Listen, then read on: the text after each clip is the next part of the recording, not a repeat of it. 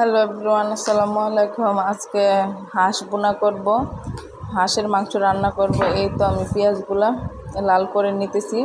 এর মধ্যে কিছু গরম মশলা দিয়ে দিলাম, আস্ত গরম মশলা দিয়ে এখন একটু ভেজে নিব পেঁয়াজগুলোর সঙ্গে।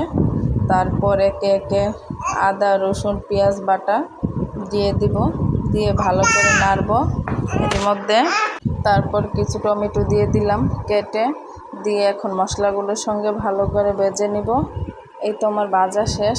তারপর অল্প পানি দিয়ে দিলাম, দিয়ে একে একে মরিচ হলুদ ধনিয়া দিয়ে দিব, দিয়ে ভালো করে নেড়ে এখন মশলাগুলো কষিয়ে নিব। ভালো করে কষিয়ে নিতেছি।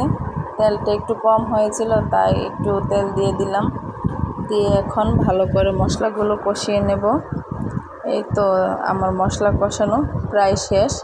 দেখো মশলার উপরে তেলগুলো বেশি উঠেছে। এই তো ভালো করে তারপর আবার নেড়ে চেড়ে এখন হাঁসের মাংসগুলো দিয়ে দিব। এই তো হাঁসের মাংসগুলো দিয়ে ভালো করে নাড়ব, মশলাগুলো সবগুলো মিশিয়ে নিতেছি।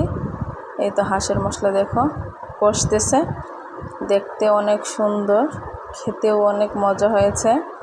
আমার যে কড়াইটাতে পাক করতেছি ওই কড়াইটা একটু বেশি হয়ে গেছিলো, তাই আমি ডেকচিতে নামিয়ে নিব। এই তো দেখো হাঁসের মাংসগুলো দেখতে কত সুন্দর হয়েছে, মাশাআল্লাহ, খেতেও অনেক মজা হয়েছে। আমি এটাতে নাড়া অনেক কষ্ট, তাই ডেকচিতে নামিয়ে নিলাম, নিয়ে দেখো ভালো করে কষিয়ে নিলাম। এই তো আমার হাঁসের মাংস রান্না প্রায় শেষ।